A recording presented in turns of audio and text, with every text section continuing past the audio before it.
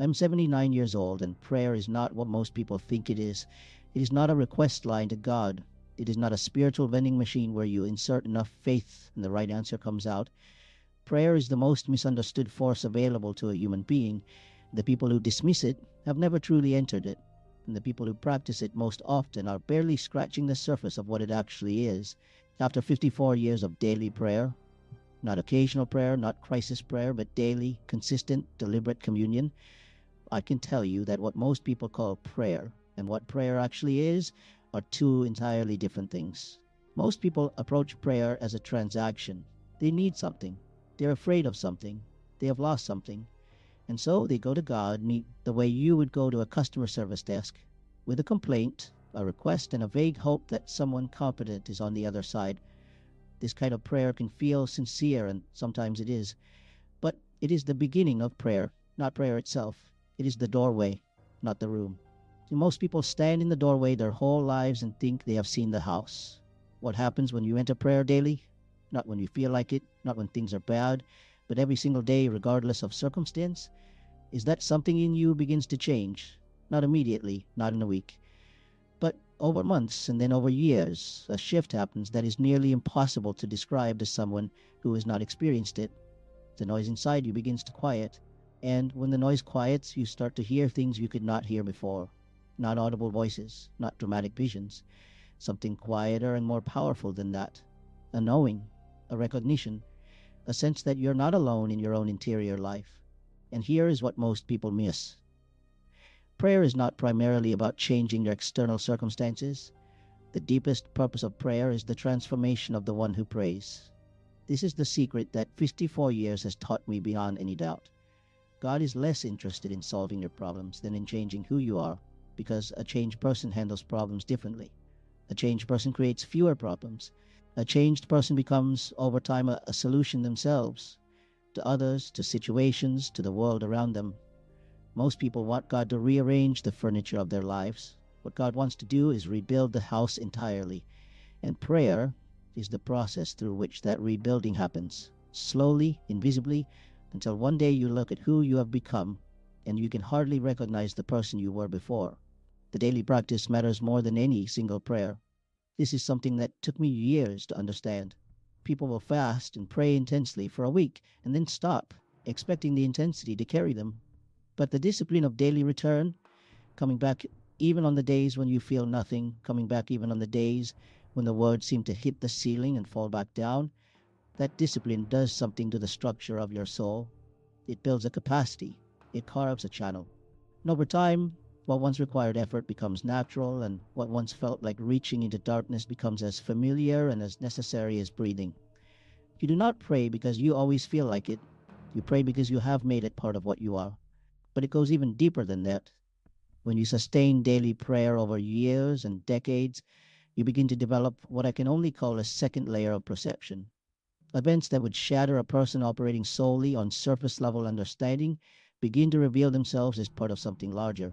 Pain stops being only pain. Loss stops being only loss. Not because you become numb. Prayer does not make you numb. But because you begin to perceive a pattern beneath the surface of events that you cannot see when you are only reacting to life. You begin to see with different eyes. And this is not mysticism for its own sake.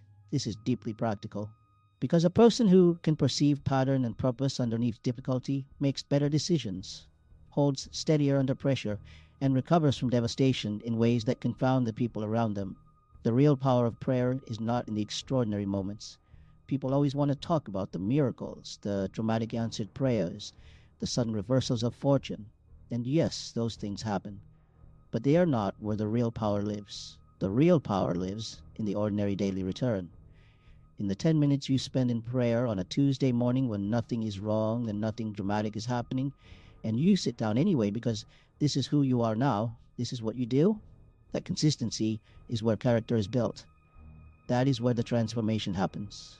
Not in the peaks, but in the steady accumulation of faithful return, day after day, season after season, year after year. There is also something that happens to your relationship with time in sustained prayer. Time begins to feel different. Not longer or shorter, but more layered. You stop being quite so tyrannized by urgency because you begin to operate from a deeper place than the moment you're standing in. Anxiety, which is fundamentally a disorder of time, living in a future that has not happened, begins to lose its grip. Not all at once, not perfectly, but progressively. Because prayer returns you again and again to the present moment in communion with something eternal. And that returning teaches your nervous system, teaches your mind, teaches your whole being that this moment is enough. This moment is where life actually is. The person who prays daily eventually discovers that they are rarely in a hurry and rarely in despair. Not because life has become easier, but because they have stopped fighting the pace at which God works. And here is what people who have only prayed for comfort have never discovered. Prayer also brings confrontation. Real prayer, deep prayer, sustained prayer will show you things about yourself that are uncomfortable to see. The interior quiet that prayer creates does not only reveal God, it also reveals you. And what it reveals is not always flattering. There are fears you have been running from. There are ways you have been dishonest with yourself. There are patterns in your behavior that you have explained away for years. Prayer, sustained honestly over time, strips away the explanations. It leaves you with what is true. And that confrontation, which many people flee from, which is why many people stop praying when prayer gets real, is actually the most valuable gift the practice offers. Because you cannot change what you cannot see, and prayer makes you see. There's a particular depth that comes only from praying through grief.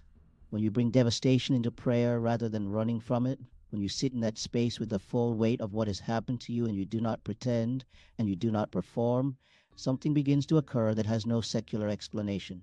The grief does not disappear, but it begins to be metabolized differently. It begins to be transformed into something that can be carried and eventually something that can be offered. The most compassionate people I have ever known are people who learn to pray through their own suffering rather than away from it. Their pain became their curriculum, and what they graduated with was a capacity for love and understanding that no comfortable life could have produced. After that confrontation, after that grief work, after that sustained honesty, comes something that is the mark of mature prayer. Not peace as the absence of difficulty, but peace as a quality of presence within difficulty. This is the peace that passes understanding that people quote without knowing what it means.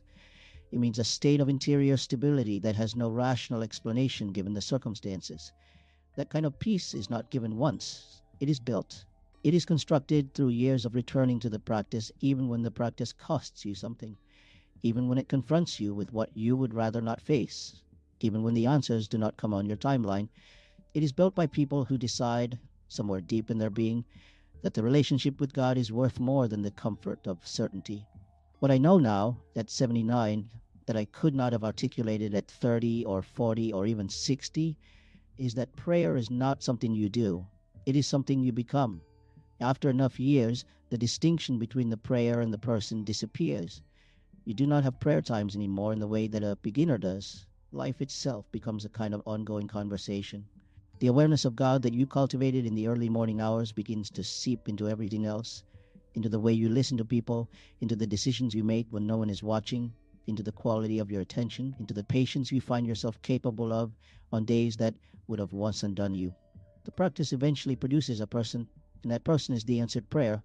54 years of daily prayer has taught me that God is not in the business of making life easy. God is in the business of making people strong. And the instrument through which that strength is built, imperfectly, progressively, through seasons of drought and seasons of flood, is the practice of returning to Him every day. Not because you have earned it, not because everything is good, but because this is who you are. Because this practice has become the architecture of your inner life. Because the person you have become through this practice is not the person you would have been without it. And the difference between those two people is the difference between a life that merely survives and a life that means something. If you're beginning, begin simply. 5 minutes, silence, honesty. Whatever you're carrying, put it down in that space. Do not perform. Do not try to say the right things. Do not worry about doing it correctly. Just be present and let yourself be known. Bring what is real, even if what is real is anger or doubt or emptiness. God is not frightened by your doubt. God is not offended by your anger. The only thing that keeps the relationship from deepening is the decision to stay on the surface, to keep the prayer polite and managed and safe. Go deeper. Say what is actually true, and then go back tomorrow and say what is true again and again and again. The relationship begins in honesty. It deepens through consistency. and it transforms through the willingness to keep showing up even when you cannot see what is being built. What is being built is you, the deepest, truest, most capable version of you. And that work, that slow, faithful daily work, is the most important work a human being can do. Not because it earns you anything, but because it makes you into someone who can carry what life asks you to carry, who can offer what the people around you need, and who can face the end of life not with terror, but with the recognition that the relationship you built in the quiet is the most real thing you ever made, and it does not end. There is one more thing that belongs here, and it may be the most important thing I can leave you with. Prayer does not only change you privately, it changes how you show up in every room you enter. The person who has been shaped by decades of daily prayer carries something that other people can feel without being able to name it. It is a quality of settledness, a groundedness that is not rigidity, an openness that is not vulnerability. People are drawn to it without understanding why, and that drawing is not about personality or charisma. It is about presence. The presence of someone who has spent years in the company of God shows up in the world as a kind of steadiness that the world desperately needs. You become, without trying, an anchor for the people around you, not because you have all the answers, but because you have learned to rest in the one who does. And that resting, visible in everything you do, becomes its own form of witness, becomes its own form of love, becomes the gift of a life faithfully given to the practice of returning, day after day, to the source of everything. This is what 54 years of prayer has made. Not a perfect person, but a person who knows where to go and who keeps going there.